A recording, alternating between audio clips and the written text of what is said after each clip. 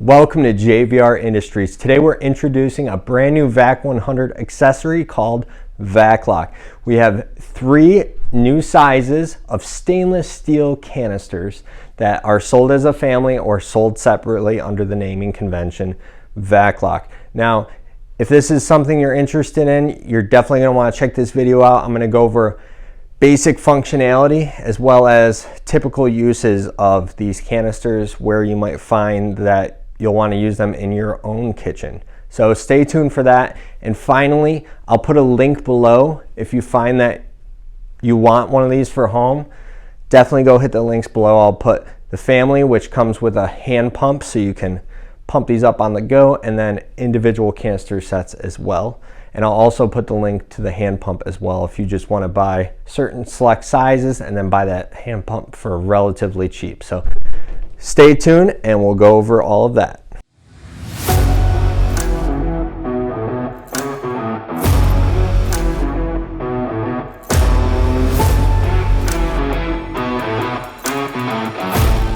So first we're going to go over general functionality on your VacLok stainless steel canisters. The first thing you want to mention is the 2 dials on this. There's a month dial and a day dial. So you can actually dial this in on either dial, and there's a small diamond dedicated to each dial to signify what date it was sealed. So let's go ahead and select today's date.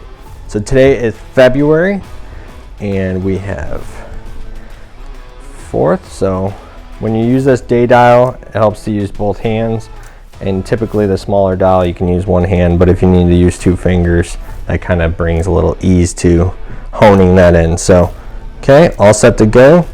And now we are all set to seal this up. So I'm going to set this over here and I'm ready to go on that one. So before we get into sealing these canisters, I'm going to quickly go over the recommended vacuum cycle times. On the small 0.7 liter VacLok canister, you're looking at 5 seconds.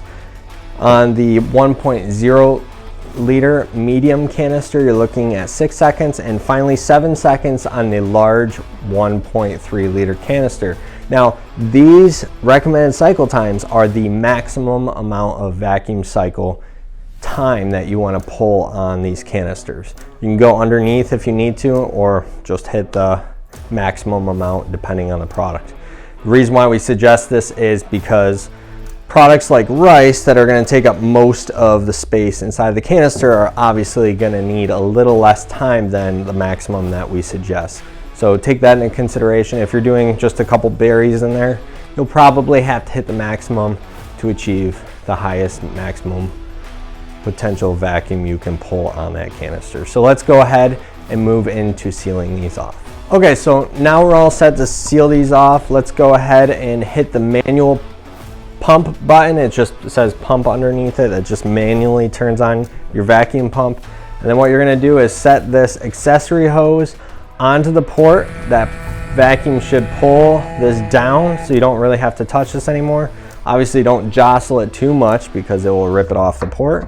Just set it up, get a comfortable amount of space away from the port, and then you'll be able to use the other hand to quickly set this down. And then watch your vacuum draw.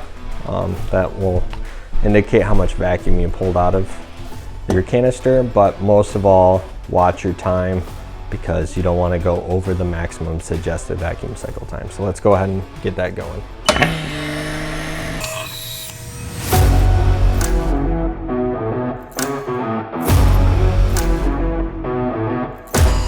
Okay, so at the end of pulling your vacuum on the canister, what you're going to want to do is quickly break it off, and that will help seal up the product nice and tight. And at the end of your pump time for this, you're just going to hit stop and it will end the cycle manually for you.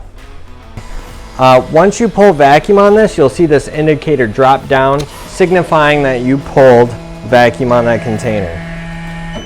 So at a later time, you'll be able to view this and you'll know right away, because that vacuum indicator is down, that you pulled full vacuum on this canister.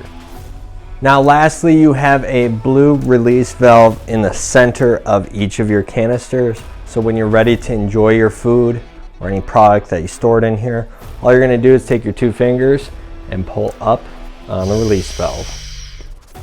And you can go through and release all of these quite easily, and once they're released, the lids will come off no problem.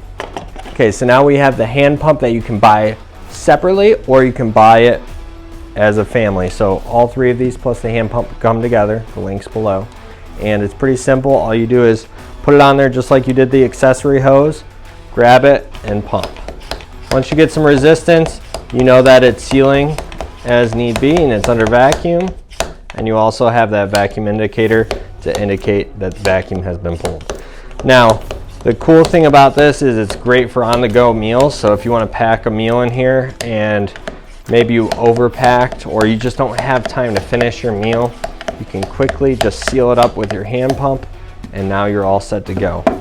This thing's really inexpensive to buy, and it also can be paired with the wine stopper, so that's really cool. So if you want to seal up those wines by hand, you're not near your machine, maybe you host your machine in the basement and you don't want to go all the way downstairs with your wine bottle, you can just simply do this. And you're not looking for longer shelf life, because obviously this is going to pull the same amount of oxygen as the unit, but for quick on the go stuff like that, it's a perfect tool.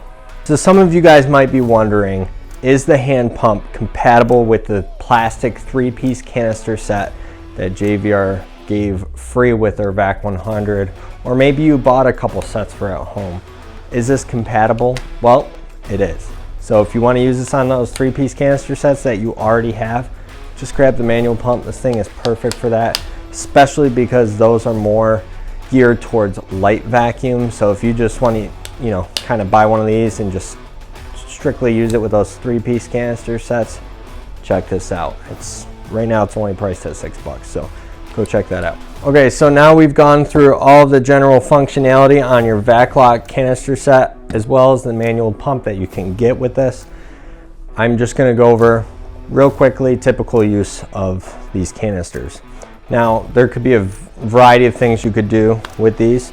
You could potentially fit a mason jar in there. I don't know why you would ever want to do that myself, just because you're not pulling full vacuum, whereas in the 3-gallon chamber accessory, you can pull full vacuum. So I would strictly use that 3-gallon or inside this chamber for my mason jars if I were to do it. As far as these though, maybe stick with products like rice or coffee grounds, coffee beans, oatmeal, those type of things. And additionally, you could do like berries, like delicate products, because if you put a berry in a pouch, it's just gonna squash it, right? In here, you know that you could just pull full vacuum, or, you know, not full vacuum, but near full vacuum on berries, so you can sustain them longer.